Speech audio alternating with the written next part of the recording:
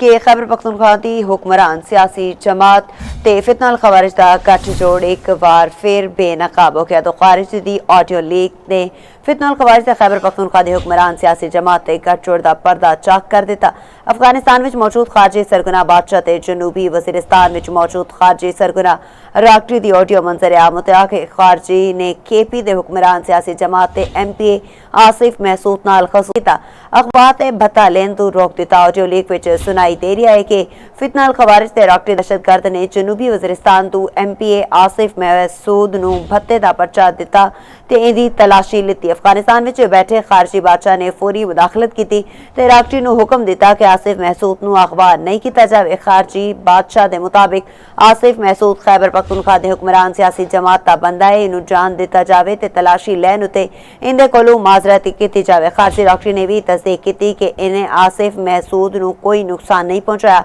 अफगान खारजी अनासर के हुक्म ते अमल किया जा रहा है। माहिरीन के मुताबिक ऑडियो लीक सबूत है कि KP हुकूमत ने खारिज नूं सियासी ते समाजी जगह दी, जिंदी वजह नाल खारिज इन्हां नूं अपने ही लोग समझते हैं। वड्डी ते अहम खबर तो आगाह करने कि दो खारिज की ऑडियो लीक ते खैबर पख्तूनख्वा के हुक्मरान सियासी जमात ने फितना खवारिज का गठजोड़ एक बार फिर बेनकाब कर दिता।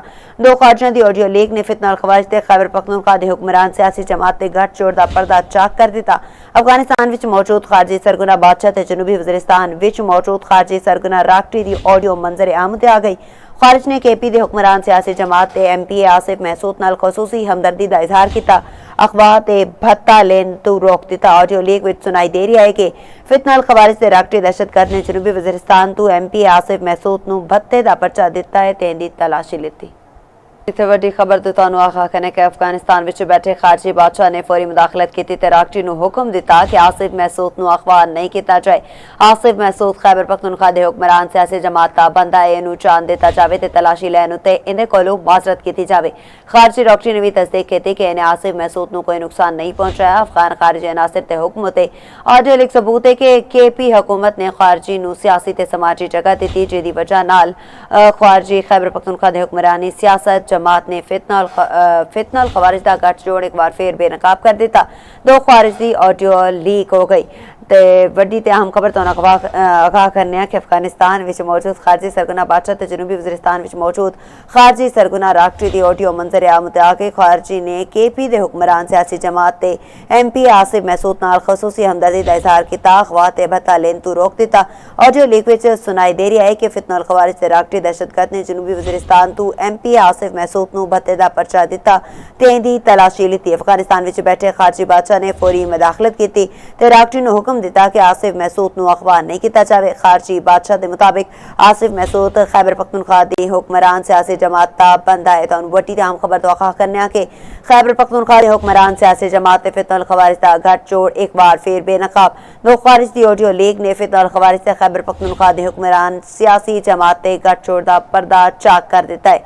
अफगानिस्तान विच मौजूद खारजी सरगना बादशाह ते जनूबी वजीरिस्तान विच मौजूद खारजी सरगना राक्टी दी वीडियो मंजर आम ते आ गई। खारजी ने KP दे हुक्मरान सियासी जमात ते MPA आसिफ महसूद नाल खसूसी हमदर्दी का इजहार किया। अखबार ते भत्ता लेन तो रोक दिता। ऑडियो लीक विच सुनाई दे रही है कि फितना खवारिज ते राक्टी दहशतगर्द ने जनूबी वजीरिस्तान तो MPA आसिफ महसूद नूं भत्ते का पर्चा दिता ते इहदी तलाशी लिती।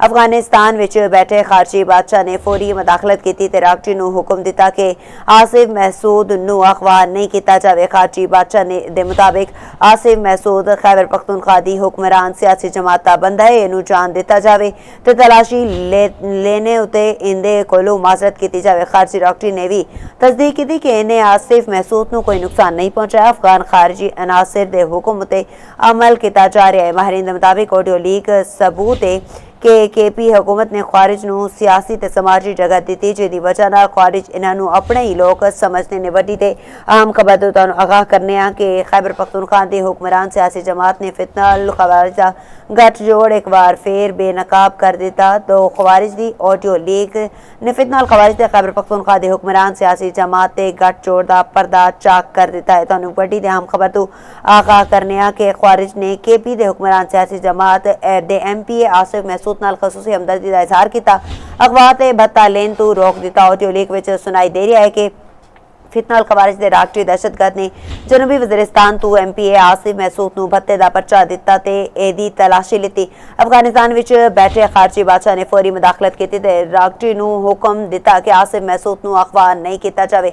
ਇਸ ਹਵਾਲੇ ਨਾਲ ਮਜ਼ੀਦ ਗੱਲ ਕਰਦੇ ਹਾਂ। ਸਾਨੂੰ ਟੈਲੀਫੋਨ ਲਾਈਨ ਤੇ ਜੁਆਇਨ ਕੀਤਾ ਹੈ ਐਂਕਰ ਪਰਸਨ ਸ਼ਾਹਿਦ ਸਕਲੈਨ ਨੇ। ਜੀ ਮਜ਼ੀਦ ਇਸ ਹਵਾਲੇ ਨਾਲ ਕੀ ਤਫਸੀਲਾਤ ਨੇ, ਦੱਸੋ। जी बिल्कुल, ये एक नवी जड़ा है वो आडियो सामने आई है जिहदे सानू सुनने को मिला है कि जी एक MPA ने जिहदे नाल ताल्लुक जड़ा है वो KP नाल है और KP की जिहड़ी हुक्मरान जमात है उहदे नाल है। वो किते जा रहे सन ते उन्हां नू रस्ते दे विच खारजियां ने रोकिया और खारजियां ने उन्हां दी तलाशी भी लई और कोशिश की कि उन्हां नू आओ। सर अगर ये ऑडियो लीक असली है तो फिर KP हुकूमत लई पॉलिटिकल असर की पा सकता है?